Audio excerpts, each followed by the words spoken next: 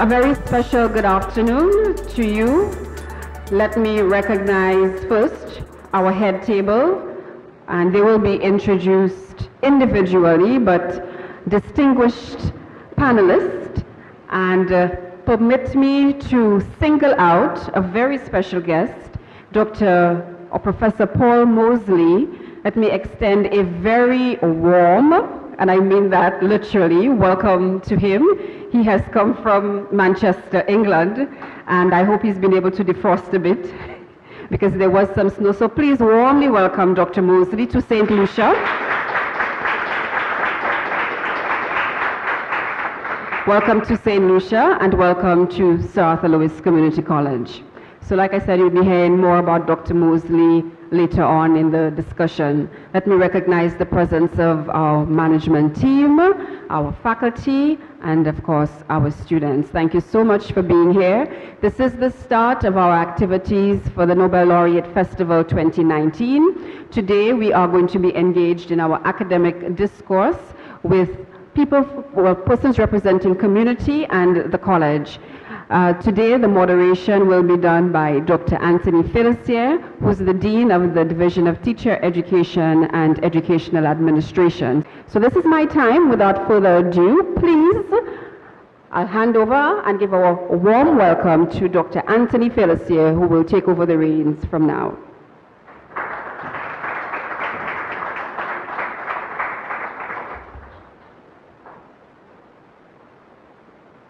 Thank you very much, Mrs. Fanis,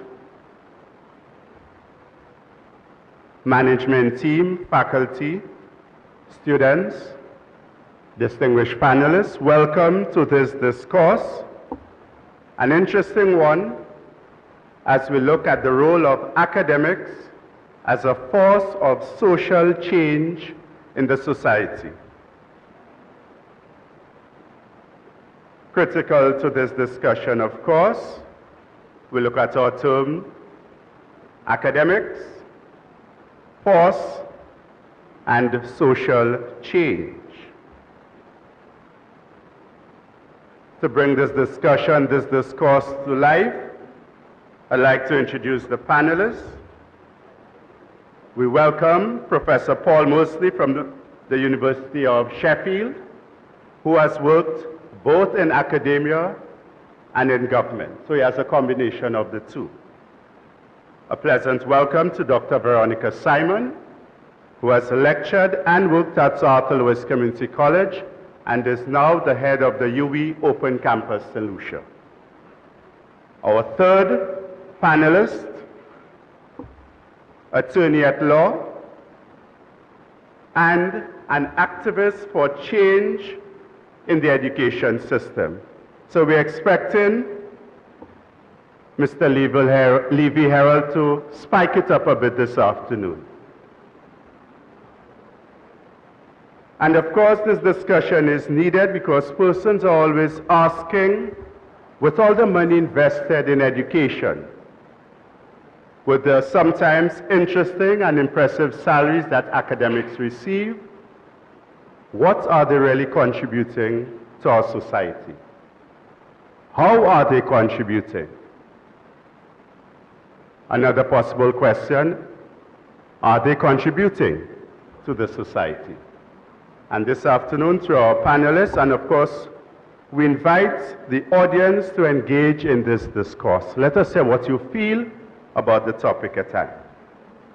So we're looking at academics as a force of social change in our society. And I'd like to start by quoting Michael Higgins, President of Ireland, who was speaking to the European University Association at the annual conference. And he claims that the role of the university, in our context, we can look at the university, we can look at our tertiary level institutions. Their role is to be places where minds are emancipated and citizens enabled to live fully conscious lives in which suggested inevitabilities are constantly questioned. And I think, of course, we'll be hearing a lot of this. Just let me go through this again. So we're looking for minds being emancipated and our citizenry living fully conscious lives. So we look at inevitabilities. We're not looking for any predictions where things are always questioned because we always want the best for our society. So we invite you to listen to the discourse. Of course, the panelists are here to share with us, as members of the audience, if we have any contrary opinion. That makes for interesting discussion. And we invite you to participate. To get this discussion on the way, I now invite our first panelist, Professor Mosley. Let us hear his take on the topic. Professor Mosley.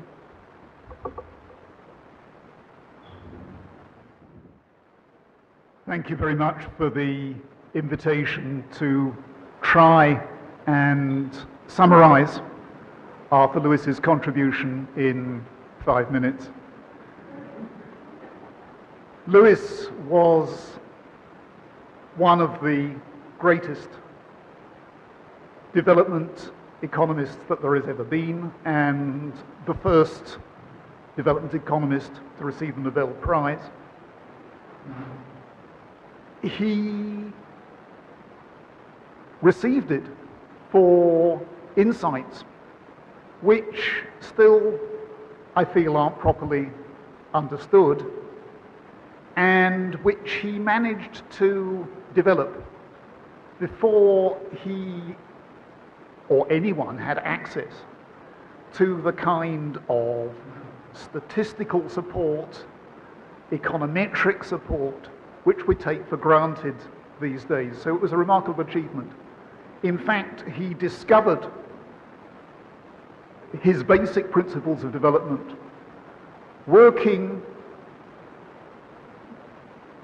as a vacation job in the Colonial Office. His main job was in the University London School of Economics, but the London School of Economics was asked by the Colonial Office, could it possibly find an economist to help plan future development in the colonies, including the West Indies?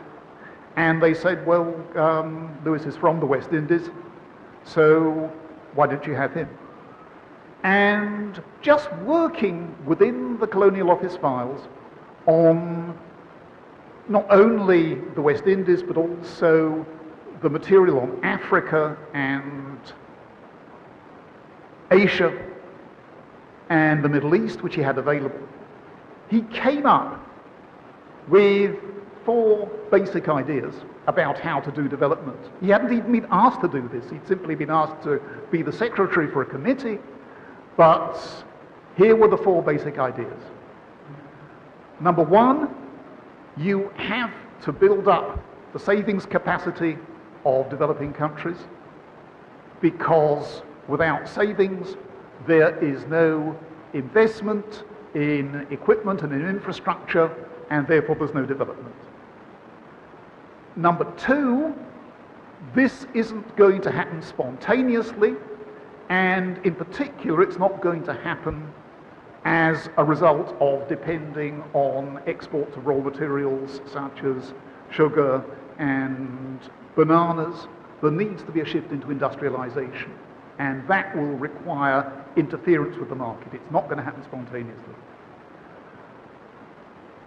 Thirdly, he insisted that the main thing which had to be promoted apart from industry was subsistence agriculture, because that is where virtually all the most severe poverty was, and unless you act to change that, then that poverty is going to remain. And indeed, until about 30 years ago, I think the turning point was in the 90s, it continued to increase, especially in the poorest parts of the world, such as Africa, and then there has been a largely, but not entirely successful, fall in poverty, but that's certainly one of the great achievements.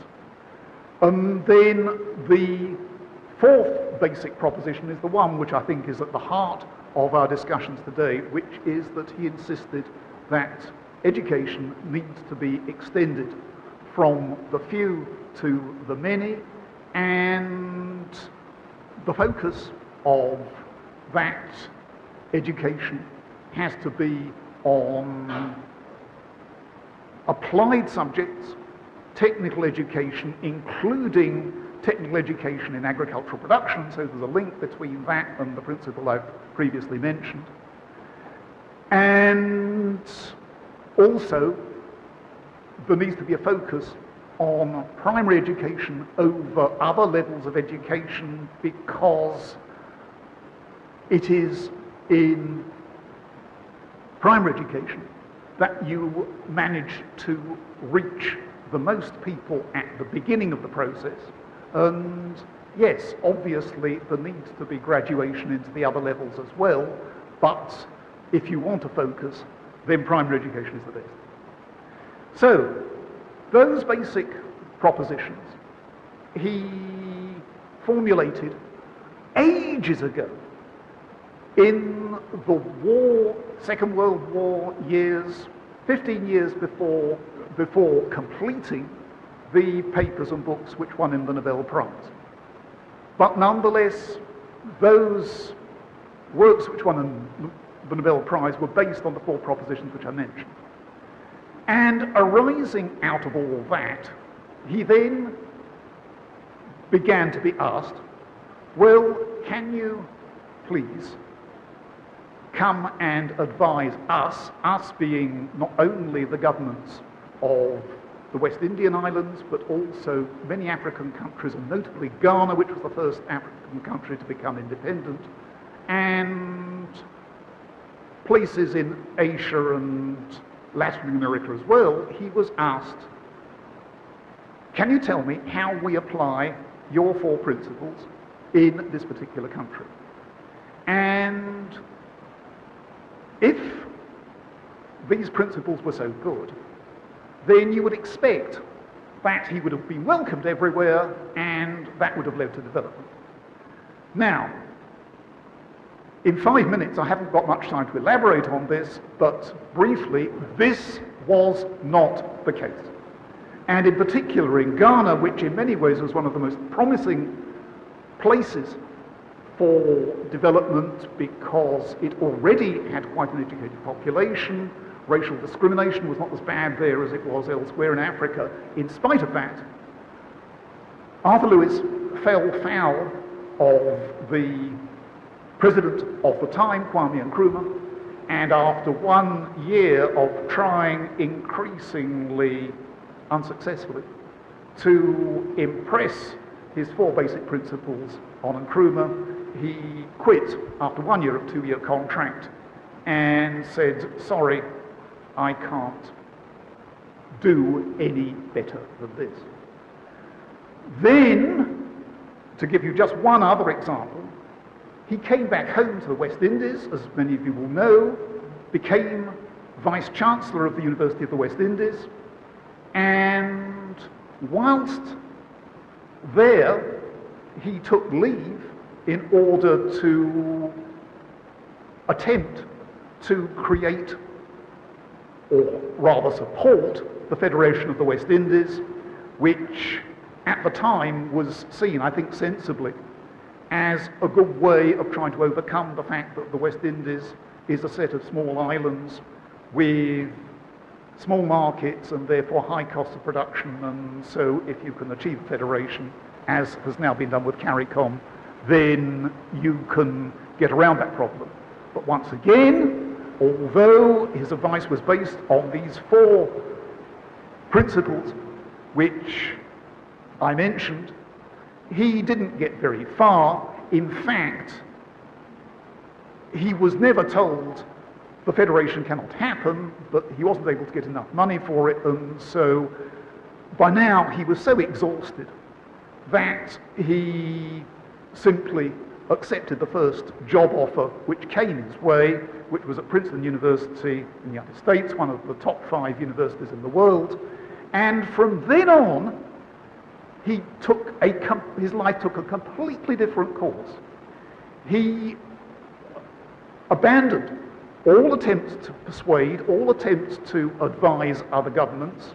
He said, I am fed up of trying to tell people what they do not want to know, and retreated not just into academia, but rather sort of, I mustn't say backwater, but protected academia into areas which wouldn't have to do with trying to persuade unruly presidents that he was right and they were wrong. So, although his advice, I am certain, in those 4 particulars, was the right advice, nonetheless, he wasn't able to achieve even the change in policy, let alone the social change, the subject of this colloquium, which he so desperately wanted to. And that, in spite of the fact that several of the obvious barriers to him having an impact, like the fact that he was a black West Indian, therefore unlikely to encounter opposition on the grounds that, oh, well, we're fed up of you colonialists, or these days neo-colonialists, imposing your doctrines on us. That didn't apply to Lewis. He was one of us and not one of them, and yet still he couldn't persuade people. So I haven't remotely been able to explain exactly why it went wrong, but I have really tried to say 2 things.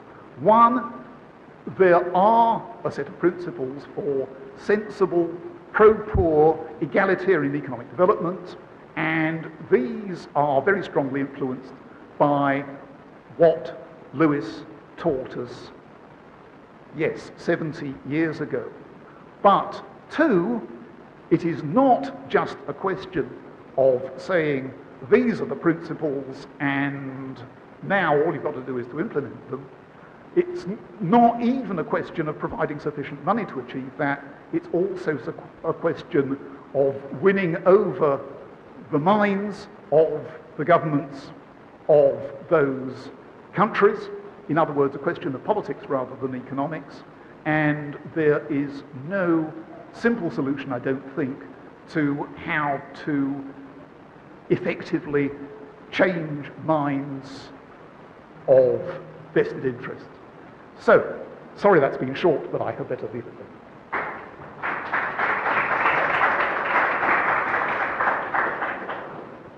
Thank you, Professor Mosley. And we continue with Dr. Simon's perspective.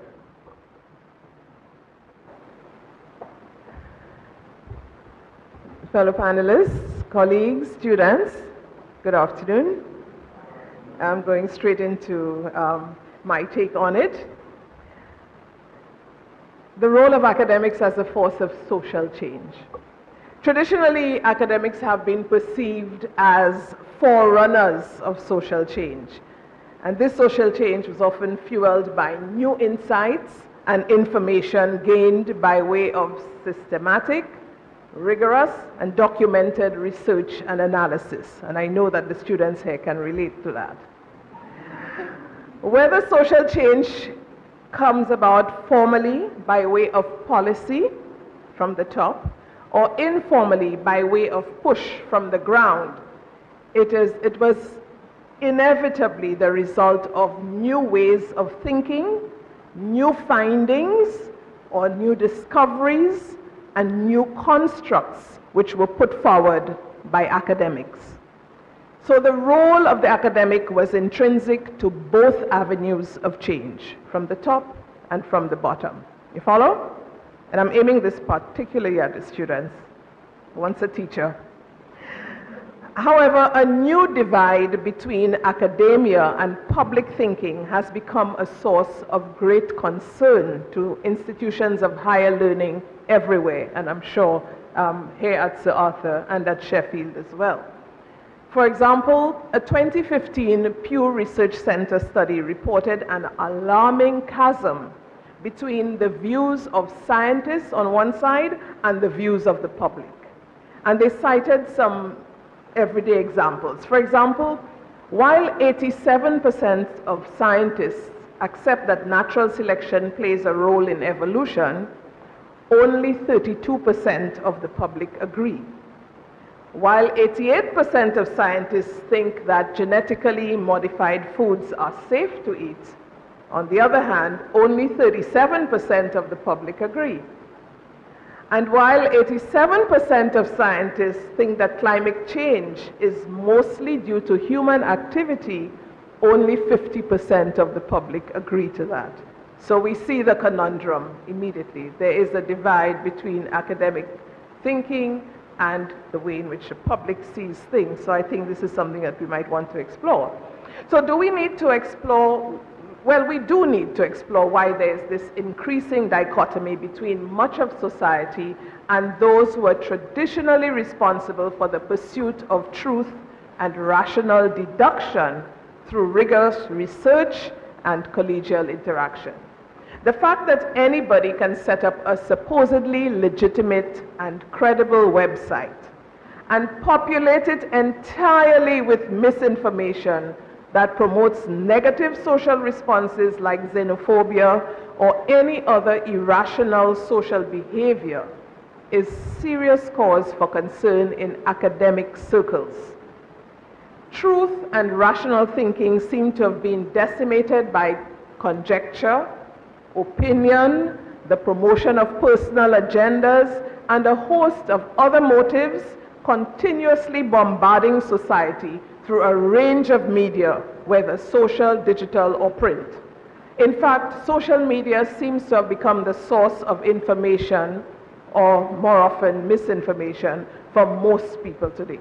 And I think the students can relate to that. Where do you get most of your information from?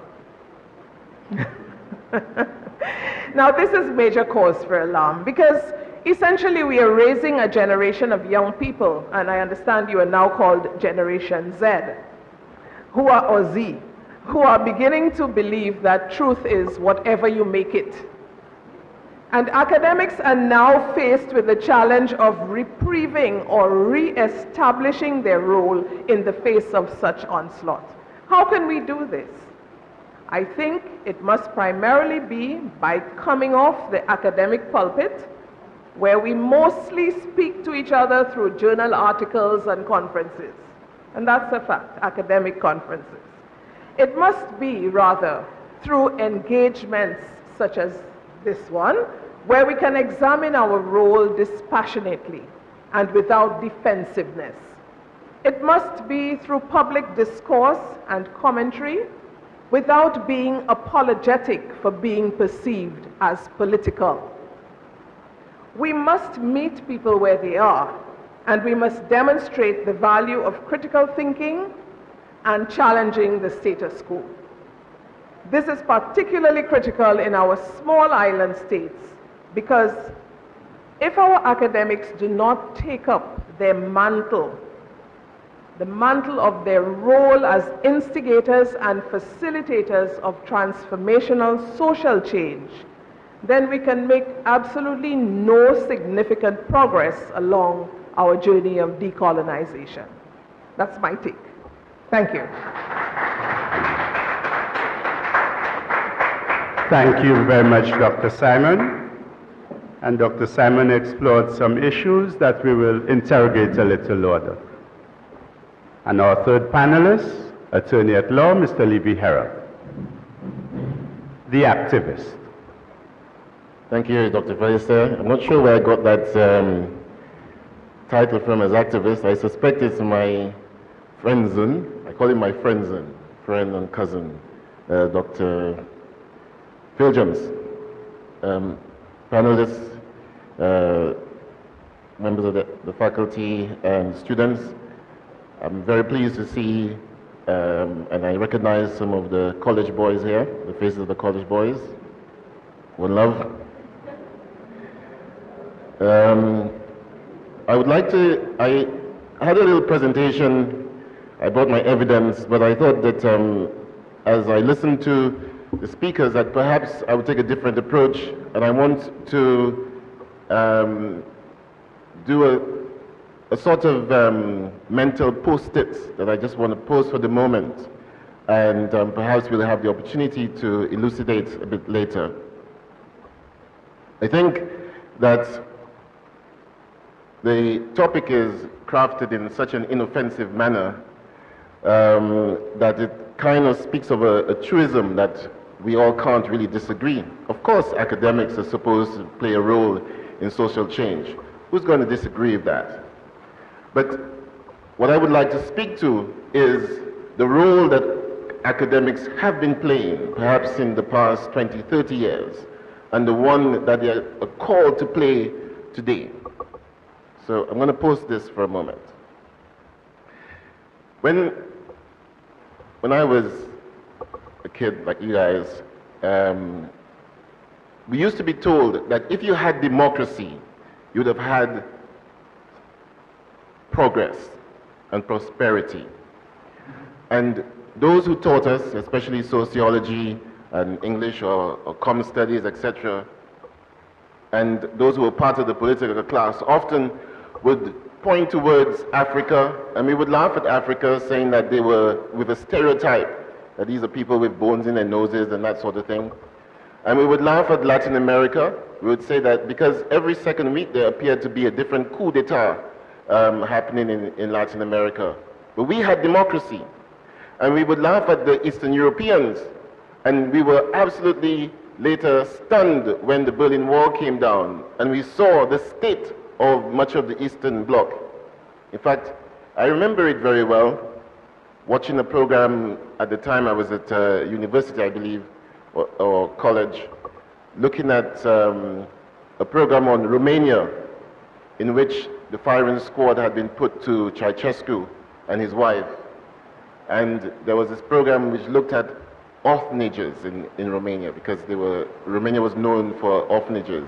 It was the first time I appreciated that babies or young kids, toddlers, could suffer with mental illness because of the depravity of the left and what the Marxists or neo-Marxists had done. We'll pause this for a moment. Because what I think of today is that our education system, led by the current academics, especially those who come out of UE, who've been in charge of our countries for the best part of 20, 30 years, have failed us, and they are failing us. Why?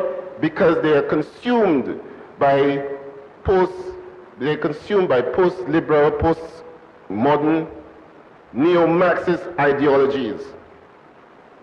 And because of that, they have a proclivity to a demonist type of attitude.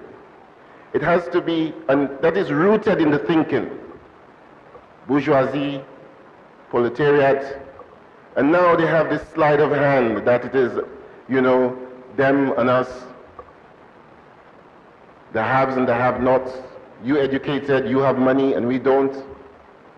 And it's the same type of thing, which means that they have not been open to the type of analysis, the type of critical thinking, the openness of academia to new ideas, which is expected of academia.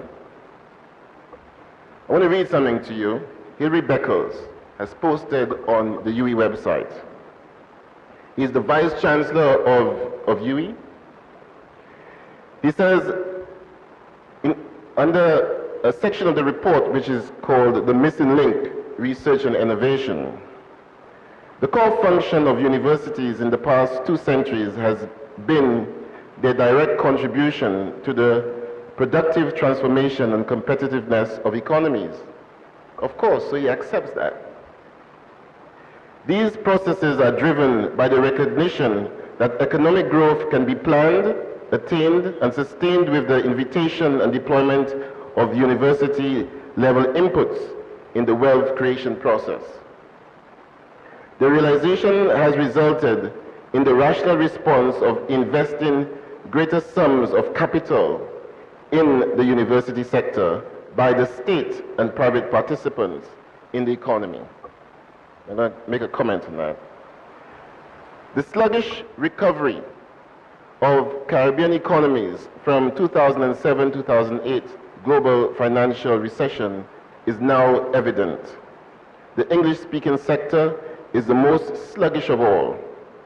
This is the sector that hosts the University of the West Indies and has been the recipient of its greatest output over the past 70 years. He accepts it.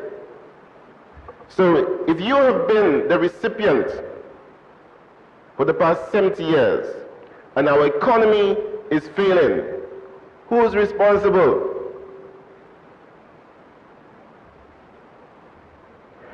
Driving our economies out of the doldrums and into the mainstream of economic recovery is our top strategic priority.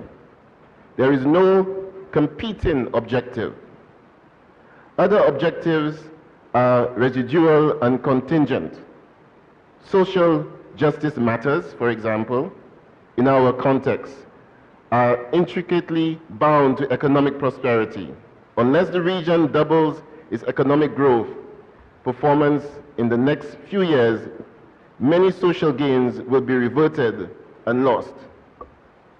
One of the problems that we have is the failure of this generation, those who are in charge of our current students and our economies, to have open and frank discussions. Because everything is personal. Our academics want adulation, not recognition, after careful strategic inquiry and analysis. Criticism is meant to grow. Critique is meant to grow. So I think that the time has come for our academics to really put their egos aside in the interest of national development, in the interest of the development of this country. It calls to mind one of the comments of Frantz Fanon in his book, The Wretched of the Earth. And most black radicals, they often quote that book. But they quote it because it's vogue to quote it. But this is what he says. He says, the unpreparedness of the educated classes, the lack of practical links between them and the mass of people, their laziness, and let it be said, their cowardice at the decisive moment of the struggle will give rise to tragic mishaps. So they sit on their ivory towers at the apex of academia, and they're cowards because they refuse to take on the real social issues that affect us. I lived in England for some 20 years. And in England, I was a West Indian. That's what we were called. We were called West Indians. We in the Caribbean today don't call ourselves West Indians. We have singularly failed to find the thing that holds us most sacrosanct. I agree with the current, one of the current thinkers of our time, the Canadian psychotherapist, Professor Jordan Peterson, when he says that the university as a repository of human wisdom and the attempt to expand it may have already moved out of the universities. Just because you call it a university does not mean that it is. And I agree with him more so when he says that the proportion of university expenditure, listen to what I read earlier from Hilary Beckles, which has gone to the administration, has massively increased over recent years. And at the same time, so has the student loan burden. The university administration has conspired to steal the future earnings of their students, who, like indentured servants, are burdened with massive debt at a time when you are most likely inclined to take entrepreneurial risk. That's at the core of some of the challenges that we face today. Because my generation, the generation of Dr. Finisterre, are part of the most risk-averse you ever find. We do nothing. We take no risk because of the type of education that we have had. But the challenge that we have today is profound, it's enduring. We cannot continue to allow our society to drift along, our country to drift along in the manner that it has. I often hear my deceased mother's voice in my head saying that she's sacrificed for her children. And I know her sacrifice. Her sacrifice is so that I could have an education, so that I could be free. I could stand with fine clothes, pursue a career in law, walk the streets, love the way I want, have the freedom of voice. So I believe that it is reprehensible when today we have a generation who are cowed, silenced after the investment that their parents' generation have made in them.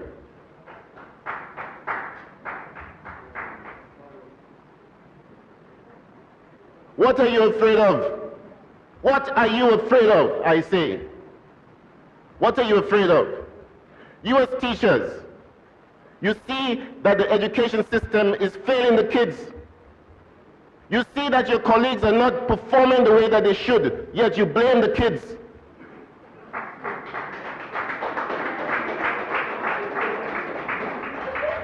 It is you who have failed to inspire them, not they inspire you.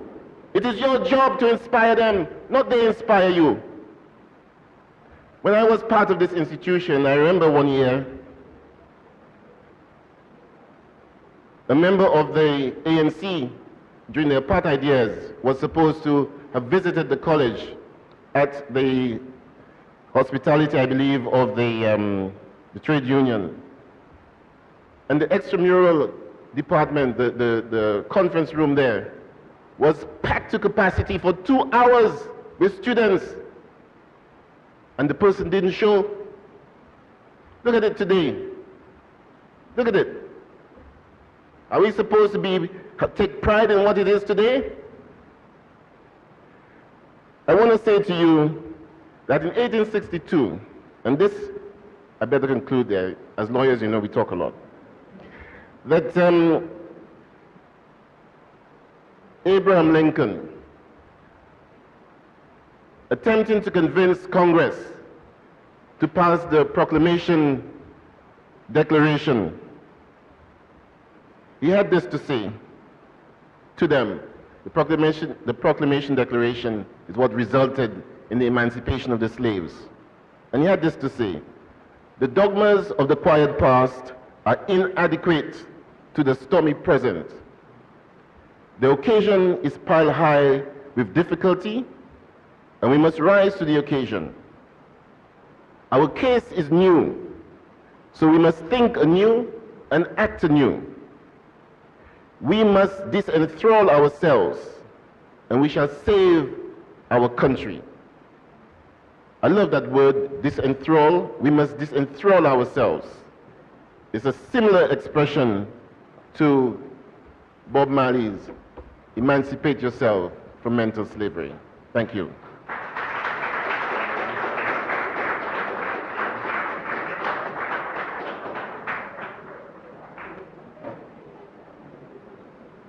And audience, as I had promised, he lived up to his billing. So we had the activists, and for the sake of the impolite, we're looking at the role of academics as a force of social change. And this is the issue we're exploring We've had Professor Mosley from the University of Sheffield, Dr. Veronica Simon, UWI Open Campus, and Mr. Levy Herald, attorney at law. And we've heard their take on the topic. Serious concerns were raised. As Dr. Simon articulated, academics have been seen as the forerunners of social change. And we're looking at social change, and of course we have to move away from conjecture and opinions, so research is critical. We want social change. How do we achieve this change? A top-bottom approach? A bottom-up, from the grassroots level? If it is from the grassroots level, who inspires the grassroots? Whose role is it to inspire them?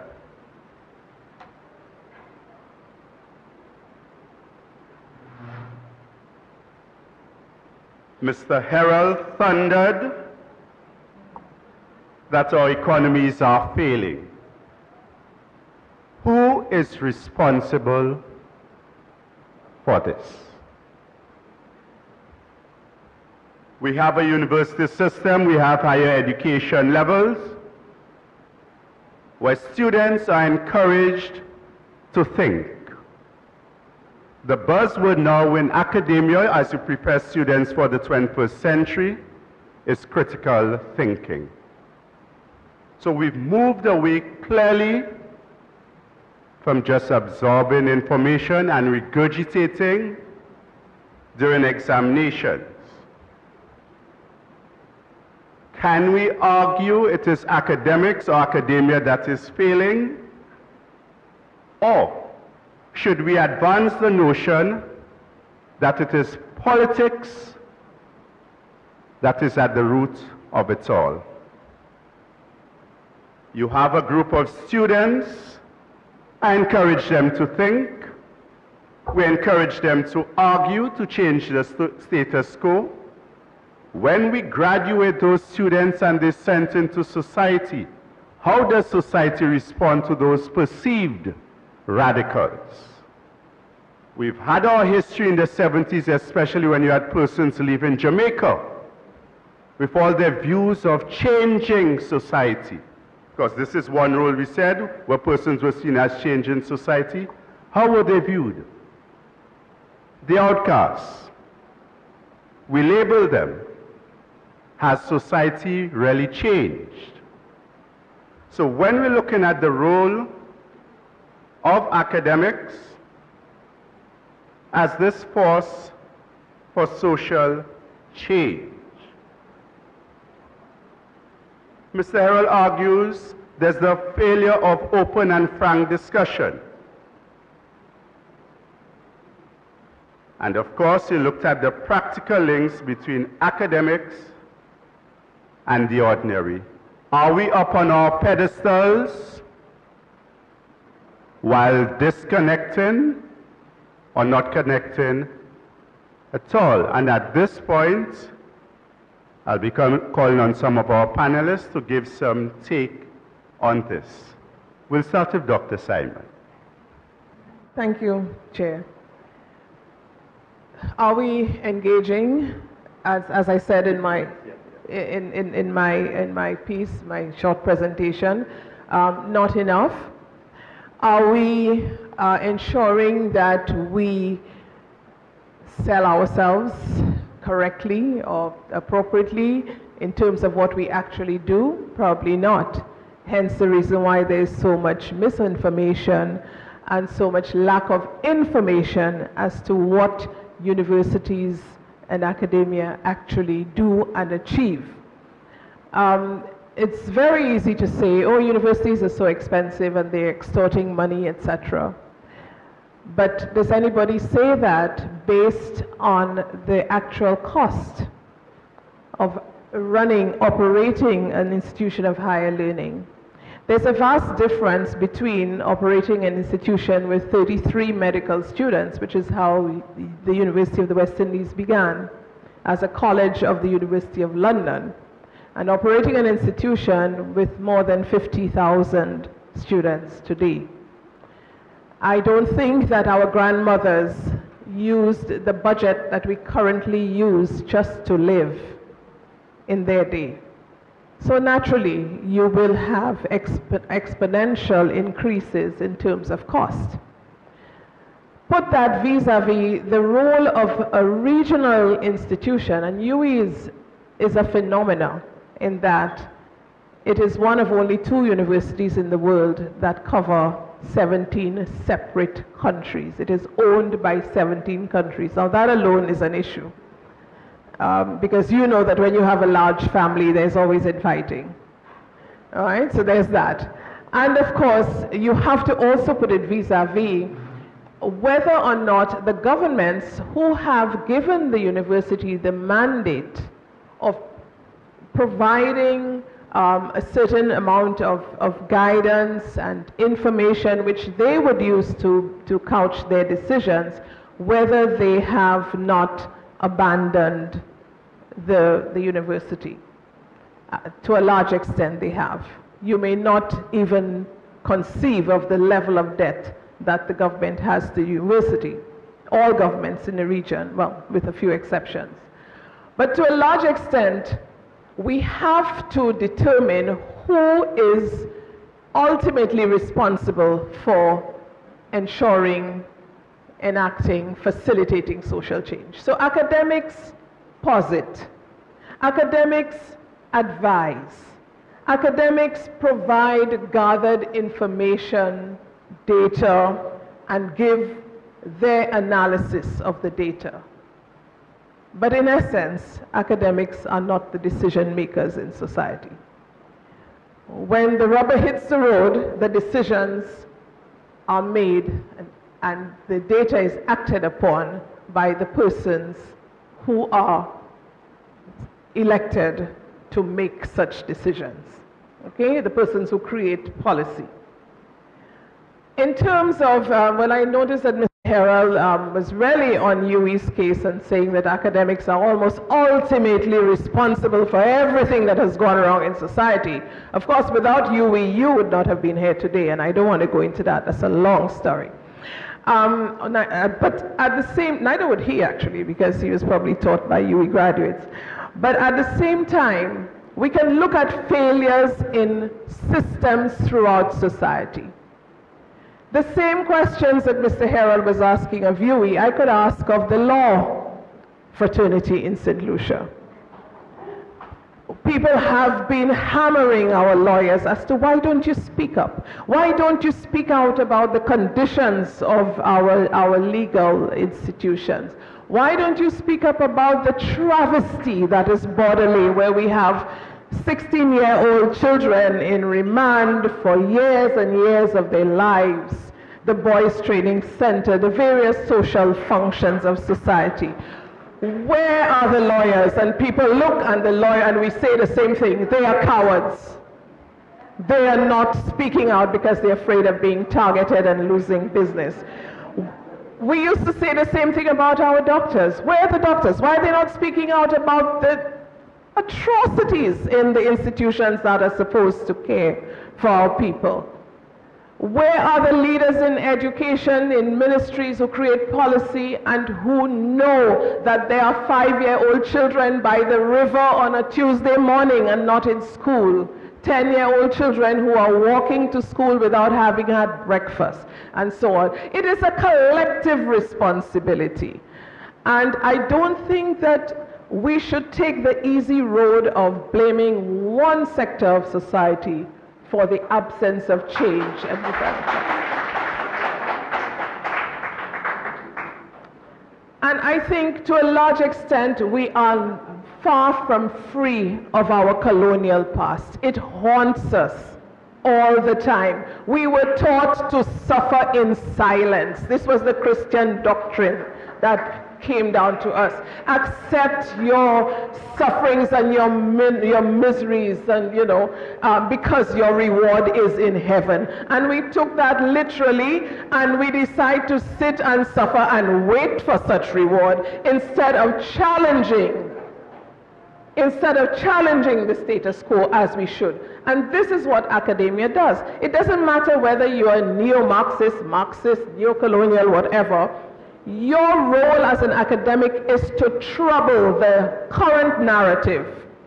Why is there this narrative? What is the narrative? And why can't we look at other sides of the narrative? And every narrative has multiple sides. Every single one. And this is what academia is there to do. So I may be Marxist, Prof. Mosley might be right-wing, but we can coexist because every narrative is circular. Thank you. Thank you very much, Dr. Simon.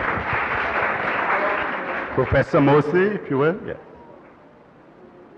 I agree with the last speaker that it's wrong to typecast, stigmatize just one sector of society as being solely responsible for the fact that social progress isn't happening. But nonetheless, I feel that there is still a bit too much of a defensive bias to what's been said about the role of academics in social change. So I'd like to give a couple of counterexamples. One of them is a country where I've worked a lot in South America, Bolivia, where for 100 years, basically the whole 20th century, there was no decline in the level of poverty. It was the poorest country in South America, and it remained so right through until the 21st century. And one of the key reasons for that was educational, namely that if you couldn't speak Spanish, you couldn't get an education at secondary or higher level, and so you were automatically banned from the higher ranks of the civil service and most other professions. In 2005, along came a new president, Evo Morales, who was a socialist, but explicitly not a Marxist socialist. And within 10 years, the last 10 years, the poverty rate has nearly halved. How has this happened? Well, partly as the result of appointing an academic to the position of vice president, but also by acting more broadly on all the educational mistakes which have been made over the previous 100 years, and in particular the bias, the educational bias against the speakers of the indigenous Quechua and Aymara languages. Now that that has been set right, the single biggest blockage to social progress has been set right as well. So that's my first example, which gives me hope, and there are others which we can discuss in discussion. But since I'm here to talk about Arthur Lewis, I think I ought to take my second example from Arthur Lewis himself, and this is, first of all, when he became Vice Chancellor of the University of the West Indies. It was a very elitist group. In fact, there were, at the time he started in 1960, only 600 students in the whole University of the West Indies, imagine. So, as his first task, he said, let us at least get rid of that bias in favor of the upper class, the privileged West Indian students, and expand education to all so far as we possibly can. And yet, even in that case, the vested interest was so strong that although he achieved this, he achieved it in such a, to him, painful way that he had submitted his first resignation within a year of starting on this campaign. But I'd like to give you another example from Lewis even earlier in the 1950s, because whilst he was in Manchester, he was, of course, a university academic, but he felt he was too ivory tower, and in particular, he decided to work for the benefit of the West Indian population, which was the largest minority in Manchester at the time. And he did this by setting up, yes, a night school. On the other hand, it was more than just a school. It was explicitly designed to overcome the social barriers which prevented the West Indians of Manchester from progressing and achieving mortgages and proper jobs. And so he directly made linkages with employers and with landlords and with lawyers who were willing to achieve justice for the West Indian and Afro-Caribbean groups in the city of Manchester. And so he set up a school for this purpose called Community House. That was in 1954, and it still survives, which was pretty remarkable given that it was a low-level initiative set out without central government support and simply with a little bit of support from the local authority. So I think what emerges from this is that although academics sometimes may not be doing their job, they may not be operating at the right level, they may be working with the wrong people, nonetheless, if they manage properly to identify who are the groups to work with and have a coherent strategy for righting the injustices within education, then things can nonetheless be set right, and both my Latin American example and my Arthur Lewis example demonstrate that. Thank you very much. Thank you. And Mr. Herald, if you'd like to end up the discussion before we engage members of the audience. I certainly would like to agree with Dr. Simons that the lawyers are not talking out on some of those major social issues. It's because they've had a UE education. I haven't.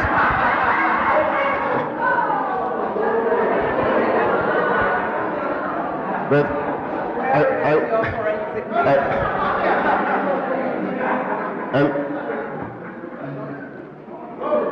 and as far as labeling people as part of different, and I know I have been critical, and I, for one, are very adverse to being labeled. I want to tell you something. Often, because of this, for want of a better expression, this English debonairness, as my friend Tandy would call it, and the accent that I can't seem to shake, you know, certain presumptions are made, right? But I want to tell you students something. When I was a student in 1994, I went to the last Pan-African Congress meeting that took place in Kampala, Uganda. I was part of an entourage of the first black elected member of parliament, someone who Dr. Mosley would remember, Bernie Grant. The flight flew from Brussels, and we landed in Burundi. One of my traveling companions, a guy by the name of Derek, at the time he was a member of the Nation of Islam, very cheeky, very inquisitive, and he says to me, let's go into the city, because the flight was in transit for a little bit. So we went to the immigration, and the place was what appeared to me at the time littered with soldiers with their Kalashnikovs, looking very menacing. And Derek asked whether we could go into the city, and he says, what do you want to do that for? And it's just his tone. I said to Derek, well, maybe that's not a good idea. Let's get back on the plane. So I got back on the plane with Derek, and eventually the plane took off and went to Uganda. When we got to Uganda at the hotel, we later discovered that that very time, the president of Burundi and that of Rwanda had been shot down in a plane, and that started the Rwanda massacre, in which millions of people were killed, bludgeoned to death by their own neighbors and their friends and the people that they grew up with, simply because they were labeled as Hutsi or Tutsi, okay, or Pygmy. That labeling. At the hotel, we stayed at the Nile Hotel. At the time, there were two top hotels, the Nile and the Hilton. And in the courtyard in the Nile were these big vultures, the birds that they call vultures. And the staff said that these birds came there during the time of Idi Amin and remained. Why? Because during Idi Amin's time, he would kill the people and just threw them in the courtyard, and the birds came and fed on their carcasses. I do not want to be labeled, and I refuse to be labeled as left or right. I believe in the cause that somewhere there is some place that we can meet and find common ground. That has resonated with me then, and it continues to resonate with me even today. That's my orientation. But what is happening, and I, incidentally, do not regard academics as only those who are at the University of the West Indies. I think in our society, everyone whose business is education, including the staff here and the Ministry of Education, those in our school systems. If your business is education, I view you within academia. But let's look at this, and I want to be practical, because remember, part of my critique is the lack of practical links between academia and what is happening in the society. You kids know more than most that the entire IT industry has almost gone oblivious to academia. We could name some of the great achievements, whether it's Facebook or Instagram. Those people who are the creators, you know, they opted out of academia. And just as you have opted largely out of academia because of its lack of relevance. Here is a practical link. You can Google it yourself. Look at the top 50, the top 100 novels over the internet. I refer to it because I see the publication by Professor Mosley. Look at the top 50, the top 100, the top 10. And you will see, especially my generation and those that have gone before me, we all recognize and have read some of those books, those novels. But I can tell you today, my son is in Form 3 at St. Mary's College, the premier educational institution in St. Lucia for boys. And on his book list, not one novel. And if he goes to Form 4 and he does not do English B, he would have spent 5 years at St. Mary's College, and not once would the syllabus require him to read a book. That is the great education that UE and those who craft our education system have stenciled for us. So the world is reading classic novels and all of the relevance, but yet we are not. And just in case my detractors will think or suggest that they are not Caribbean writers on there, there are, whether it's V.S. Naipaul or Derek Walcott himself. And the tragedy is this, and I want to read this to you, which was quoted from Derek when he spoke about his work. He says that there was a great joy in making a world that so far up to then had been undefined. My generation of West Indian writers has felt such a powerful elation at having the privilege of writing about places and people for the first time, and simultaneously having behind them the tradition of knowing how well it can be done by a Defoe, a Dickens, a Richardson. These are classic English writers.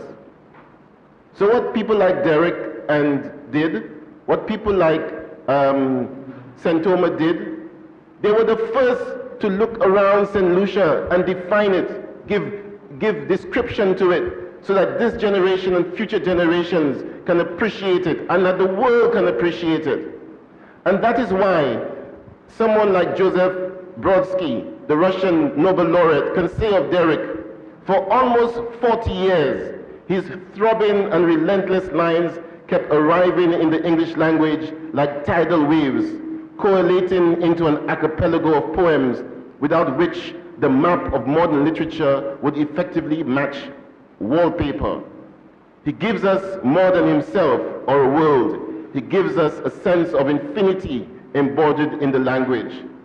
That's what the St. Lucian boy did from Grass Street. A guy from Grass Street who conquered English language for us. And I say to the academics of today, those whose business is education, that you're failing us because you're failing to inspire the next Nobel laureates in the way that we know that they can and you can achieve. It is treasonous. And it is treasonous because, in my view, it is caught in self-interest. Now I want to say this. I am prepared to accept that today, schools and the universities are places of work, that teachers and educators are not prepared to teach in the way that their predecessors did.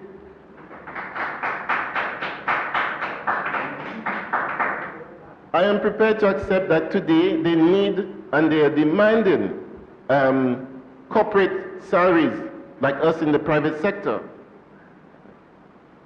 But the point is this: if it is the thing about rights, if it's a workplace, then it means that the rights of the worker are predominant. And the rights of the worker are often predominant over the school and as a place of education, of child-centered learning. So if there is a conflict of interest between the worker and the child, then the worker prevails. Is that the honest conversation that we're having? It must be, because maybe the politician can then go to the electorate and say that I need to raise your taxes because the teachers are not prepared to work and teach your kids in the manner that they need to be taught. I'm not sure about the increase in salary for teachers, actually. But the point is this, I say this somewhat in jest, but the truth is that what teachers bring to the table, you're part and parcel of the noble profession. That some of what you do cannot be paid for. How can you pay for the sacrifice of teachers? A little kid comes to the school and he says, "Teacher, I'm hungry. Teacher, my stepfather has been abusing me." The teacher reaches out in his or her pocket, takes her money, buys lunch, and comforts the child. In the workplace, the employer says, "Keep your private life at home." That's the difference. That's the difference.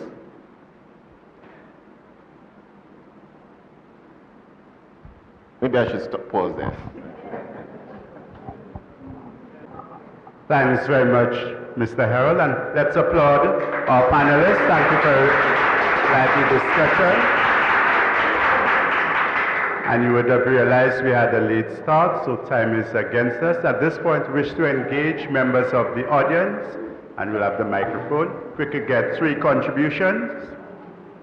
My name is Brianna Montrop, and I'm a Year 1 DTEMS student, Business Administration. So, firstly, I would like to say that students do inspire teachers, and teachers do inspire us. Okay, however, the failure of the education system cannot be placed on the teachers alone. Without teachers, there is no society, and teachers do help us to help in shaping us to grow as to who we will become. There are teachers who sit in a classroom. You say they do make sacrifices for us, and they do. There are teachers, they will take the extra time, they will make sure that we understand the concepts. They have a set time for school, they have a set time for class, and they will still go beyond their means to make sure that we understand what we need to understand so that we can progress in our education. Secondly, I would like to say, as a student, if I fail to obtain the tools necessary to learn, then I will be at a loss at my education. If I do not have the tools necessary for me to come to school, then I'm at a disadvantage. If teachers aren't provided with the tools necessary to teach students, then we are all at a disadvantage. If, let's say, for example, we do not have, at my school, I went to the St. Joseph's Convent. In our classrooms, we did not have blackboards. We had whiteboards in every classroom. St. Joseph's Convent is a semi-private institution, meaning that the government only has a certain level of input. So they can provide for the students what they deem necessary. And it is, as we all know, one of the premier institutions on the island. At Sir Arthur Lewis, the conditions of the school, I cannot even comment at the moment. But let's just say there is a situation going on where teachers are not being provided with what they need to be able to adequately help us to learn. And that is something that should be addressed. And Mrs. Simon, this is directed at you. I completely agree that as a society on a whole, we should be speaking out about what is bothering us and hindering us from growing as a country. However, playing the big game doesn't get any work done. Also, it can be seen presently and in the past that individuals who have tried to speak out on matters, maybe not in St. Lucia, but in countries around the world, people have been trying to speak out about what is affecting them, and they are often not, their opinion hasn't been met with an end result that has been favorable to them. They've been murdered, they've been killed, they've been locked up for speaking out about what they think, and that will instill a fear in us in the Caribbean, because if we're looking at countries like America and all these other developed countries per se, and we are noticing that this is how they treat a certain situation, we will not be inclined to, trying to set out to give out our opinion. So there's that fear inside of us. Finally, I think that the question that we should be asking is not who to blame, but how can we coexist? How can we come, like you said, Mr. Harold, to a common ground to decide on what to do, how to do it, and what should be done? Thank you. Any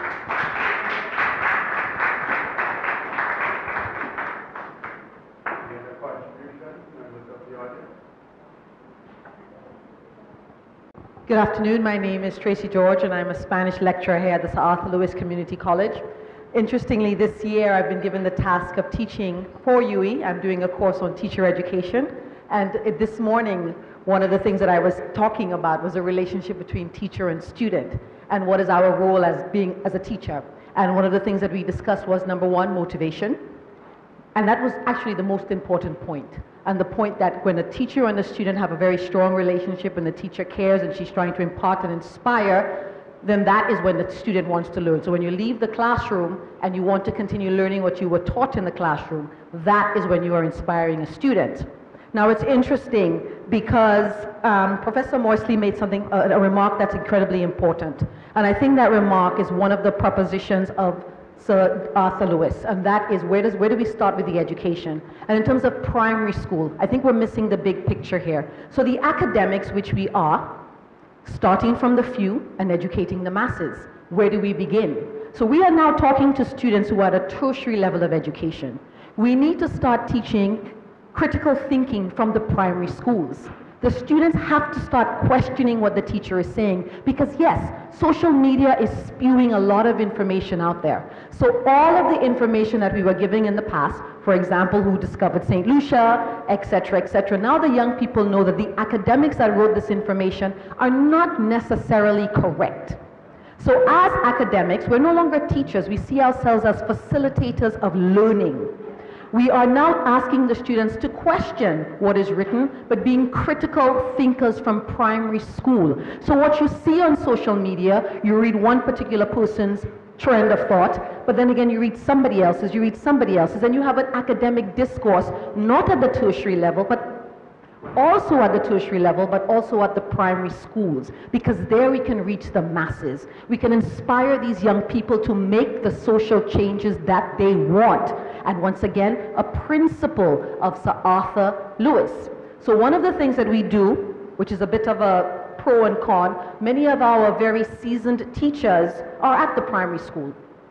And they're the ones who are teaching the students. But the problem, from my humble point of view, is we are too exam-oriented. We want to pass that test. We want to pass the minimum standards. We want to pass the common entrance and get the top marks. Those things aren't important, because rightly so. After a certain point in time, a lot of the people that have changed the world have stepped away from academia because they know they have to follow a certain path.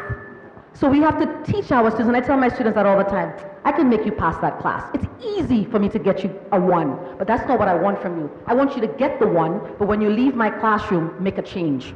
Because that 1 will get you in the door, but when you get in the door, that is when you break it down and you change what's inside of that door. And I think there are many teachers here that do that, but we're starting too late. Because in the primary schools, sit down, your uniform is not good, your hair is not good, that's not good. We are training them to not think. And so it's too late then.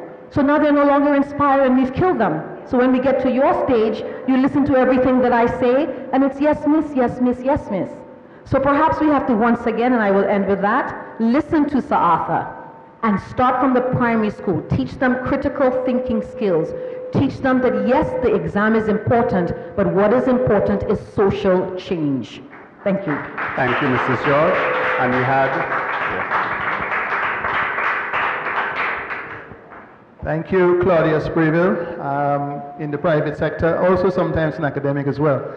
I want to thank the panel. I think that was a very edifying discussion on Sir Arthur's work and its relevance to society today.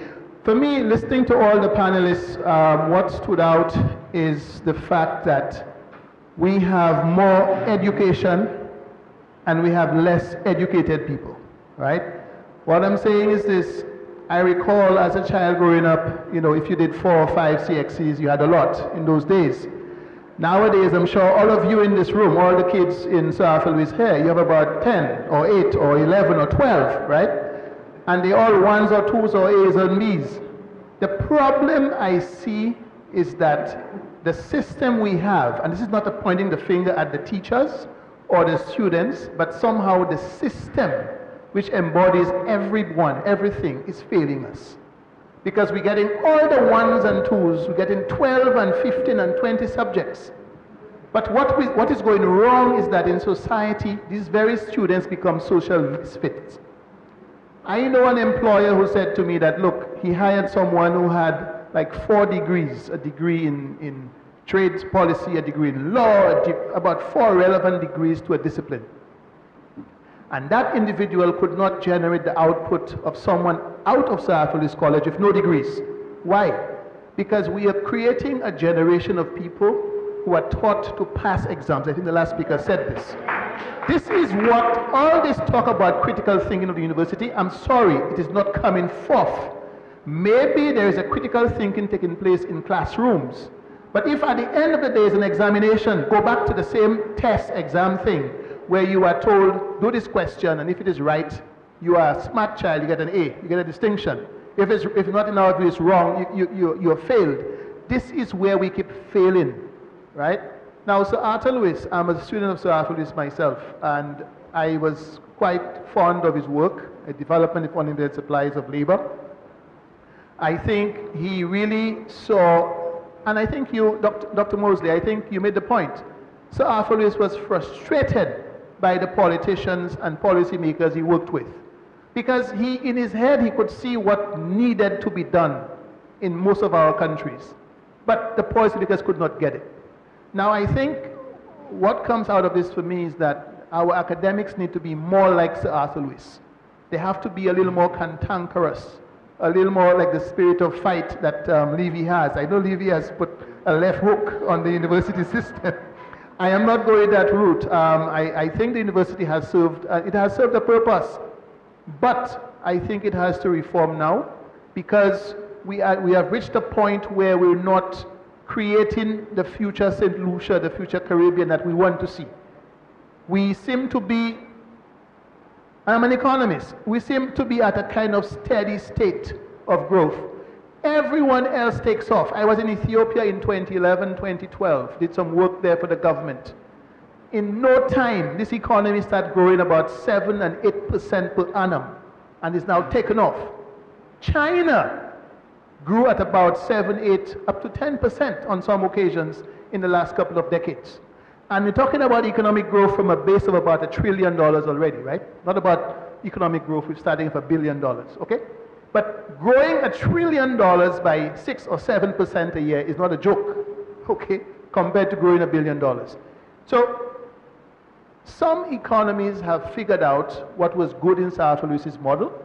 We see the examples in Asia, right? We see some of the African countries. I mentioned Ethiopia.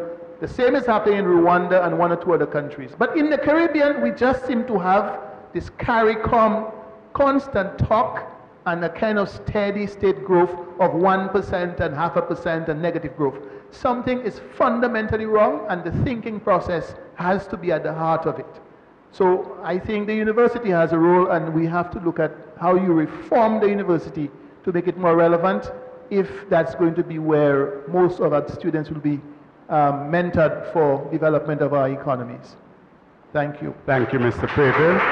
And now we have Mr. Fulgent at the back. I just wanted to make a point, marry two things. When Professor Mosley spoke, he spoke about the fact that Sir Arthur Lewis eventually got frustrated with academia, with politics and his activism, and retreated into academia. And then Mr. Harrell spoke about the fact that UE graduates are cowards. I wonder what the connection is between academics like Sir Arthur Lewis having to retreat into academia and the experience of the UE graduate who Mr. Harrell is saying is hiding or a coward of saying nothing. I wonder what the connection between the two is. Hello, good day. I'm Ozzy King, physics lecturer at the college. I would like to applaud Mr. Libby for what I think is a very refreshing perspective, very much aligned with my own. In fact, on Friday I may be hinting at it at the wreath laying ceremony. I'm also sketching an article titled The Economics of Poverty and the Poverty of Economics, which will be touching on some of the things that Mr. Libby has mentioned. For example, the failure of the university system. I'm talking specifically about UE, and I am a UE graduate, but it doesn't stand in my way. It doesn't stand in the way of my saying that it has failed, right? So whereas Dr. Simon described it as phenomenal, I would extend and say that it has failed phenomenally, or it is a phenomenal failure, right? And I think it has a lot to do with the ideology, the ideological underpinnings of the curriculum, especially the economics curriculum, which, as Mr. Libby described, is very, very Keynesian. Well, he didn't use the word Keynesian, but he used Marxist. So it's very much neo-Marxist and also heavily Keynesian, and that is to the detriment of Caribbean society. So I think that is where the revision has to start. It has to start with the UE curriculum, especially in the social sciences, economics probably most critically. So I think we should be having more people like Mr. Libby. In fact, probably should call him in again, and probably he should take my place on Friday and deliver some talk at the wreath laying ceremony. Thank you. I'm hearing the UE bashing, but what I really would like to to say is that, and perhaps if one thinks that the current situation at UWI is less than acceptable, perhaps we should qualify it by saying currently UE is not doing what it's supposed to be doing. But for an institution that is 70 years old, we have to admit that over the past 70 years, the University of the West Indies has indeed contributed immensely to the development of the region.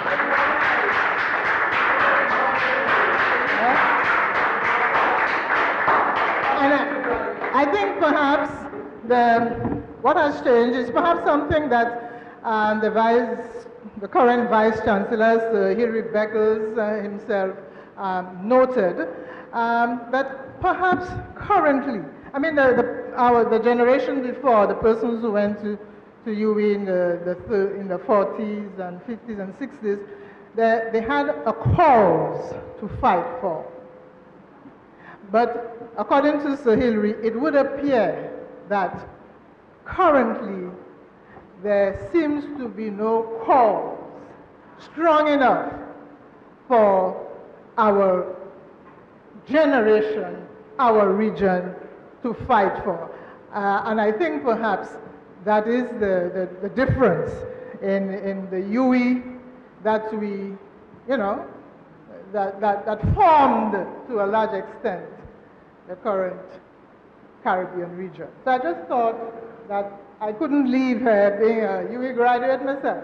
I'm a UWI graduate, and I'm a graduate of other universities in different parts of the world, and that's where I got really my background. But I did think that, to be fair, we would have to, while we agree that UWI needs some restructuring maybe now to deal with current realities, but we shouldn't live here with this umbrella perception that UWI is a phenomenal failure. It is not fair to say so. That's my contribution.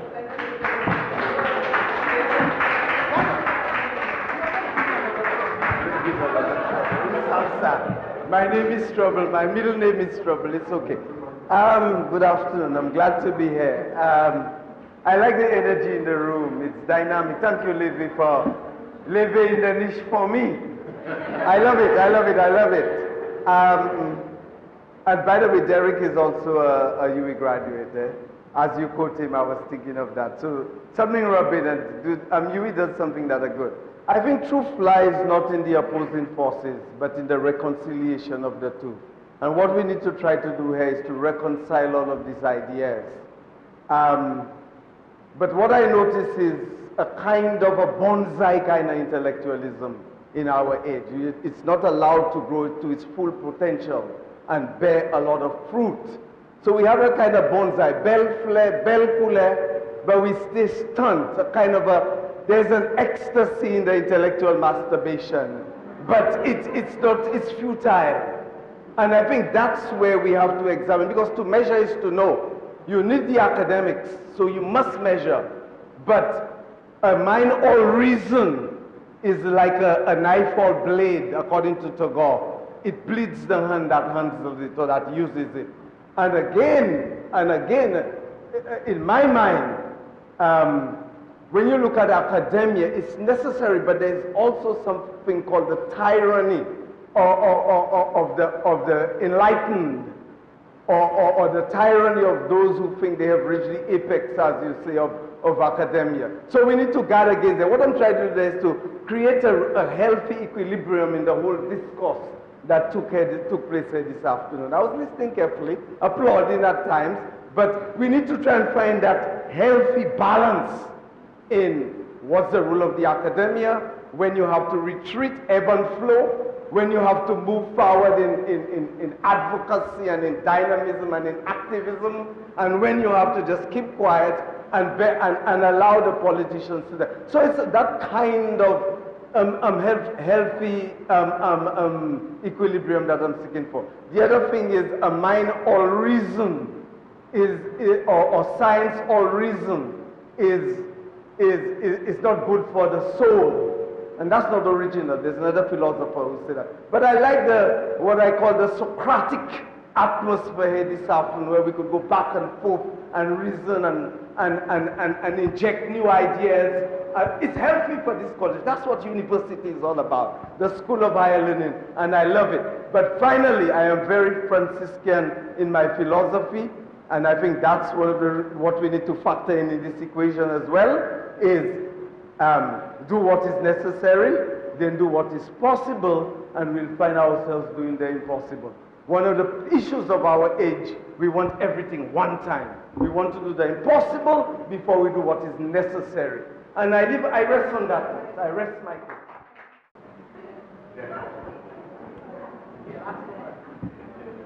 Hello, my name is Sky Glasgow. I'm a student here at campus in the Division of Arts, Science and General Studies. And I'm going to keep my contribution short. Yes, I believe atmospheres like this are important and that the free flow of ideas and counter ideas should be circulating. But what I have a problem with is that we can go around, we can identify problems, we can have academic discourses, but if none of the ideas that we generate are implemented, or if or a proper channel isn't provided for that implementation, then I don't think change will happen, and change will not happen. We as a society, whether it be government, whether it be the institutions, need to find a way to implement or to foster, to culture the implementation of ideas.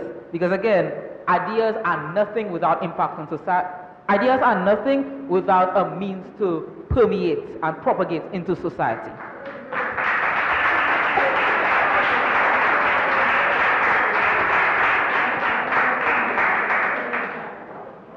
Thank you very much, sir. Thank you very much for an interesting discourse this afternoon, where we looked at the role of academics as a force of social change. We all agreed academics played, and will play a critical role in social change. There was never this doubt. The important thing for those of us in academics, and this is what this kind of discourse encourages, for us to do a lot of reflection in terms of where it is we're going, what have we achieved, have we lived up to our so-called mandate. And as one speaker stated, it has to start at the primary level, the base of the education system. So we are starting those thinkers from an early age. One person articulated that the role of academics is to develop the intellectual tools. So those tools are thinking, processing, analyzing, that will help address some of our challenges. We recognize too that, of course, you could develop all the critical thinking skills, but in many parts of our region, sometimes it always boils down to politics. And who will shake up the status quo?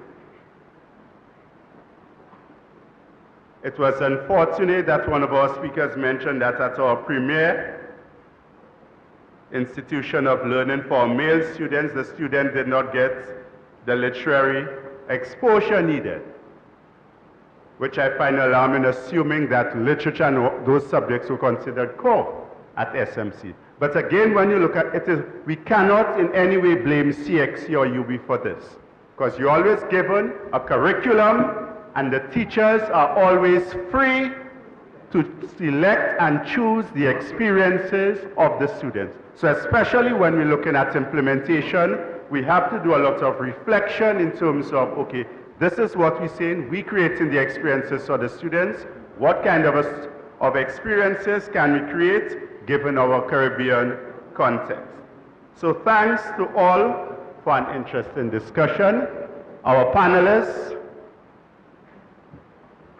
we thank you very much for your contributions, Professor Mosley, Dr. Simon, Mr. Harold. Again, let's applaud all of them. Thank you very much for the discourse.